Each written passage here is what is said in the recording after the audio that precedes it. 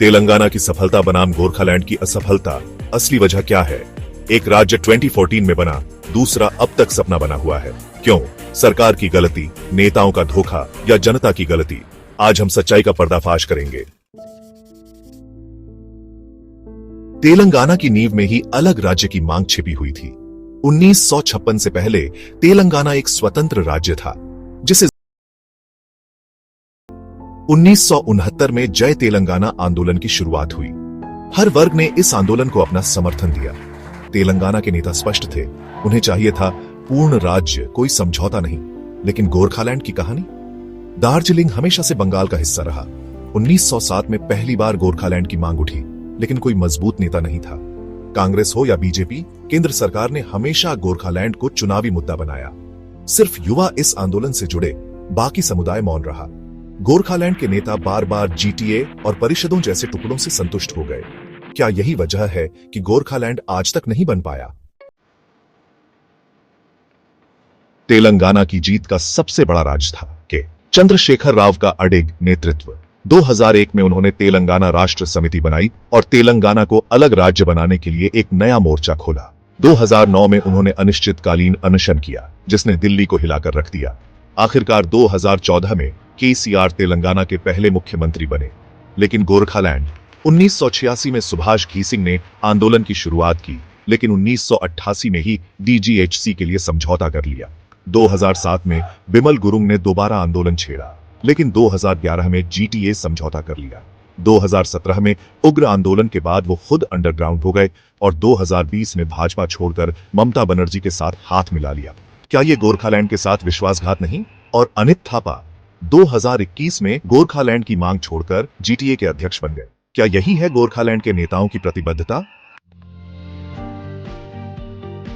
तेलंगाना की जीत में जनता की भागीदारी सबसे अहम थी। लाखों लोगों ने भूख हड़ताल की, रोड ब्लॉक किए, आईटी कंपनियों को बंद करवाया। किसान, छात्र, अधिकारी, हर वर्ग सड़कों पर उतर आया। रैलियां इतनी बड़ी थीं कि दिल्ली सरकार को झुकना पड़ा। लेकिन गोरखालैंड? आंदोलन सीजनल था। 2017 में उग्र हुआ, फिर शांत हो गया।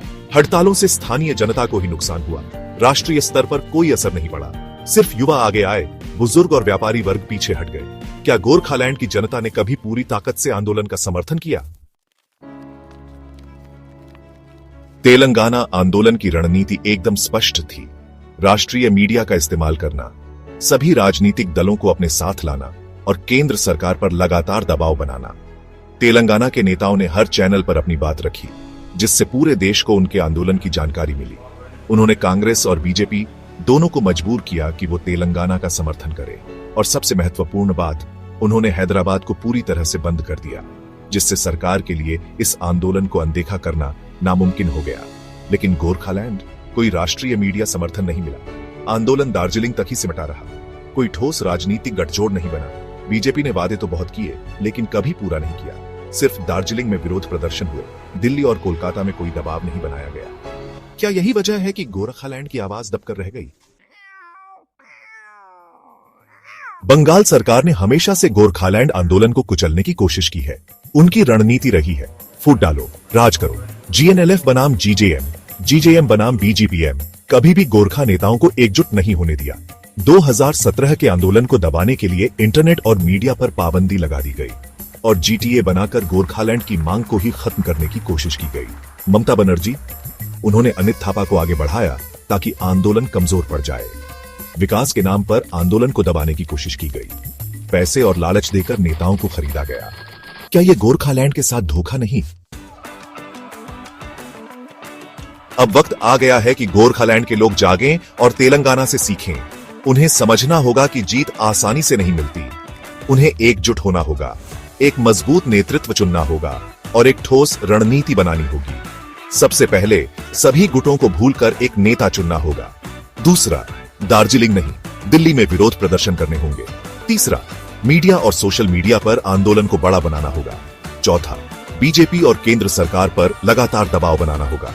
और सबसे महत्वपूर्ण, कोई और जीटीए जैसा समझौता नहीं, सिर्फ पूर्ण राज्य की मांग। क्या गोरखालैंड के लोग ये कर सकते हैं? गोरखालैंड की हार बंगाल की वजह से नहीं, खुद गोरखाओं की गलतियों की वजह से हुई। तेलंगाना सफल हुआ क्योंकि उन्होंने बिना रुके, बिना झुके, बिना डरे संघर्ष किया। अब सवाल ये है, गोरखालैंड समर्थक इतिहास से सीखेंगे या वही गलतियां दोहराएंगे? क्या गोरखालैंड का सपना कभी हकीकत बनेगा?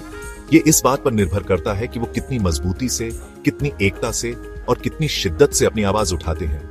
वीडियो को लाइक, शेयर और सब्सक्राइब करें। ये मैसेज हर गोरखालैंड समर्थक तक पहुंचना चाहिए। जय गोरखालैंड।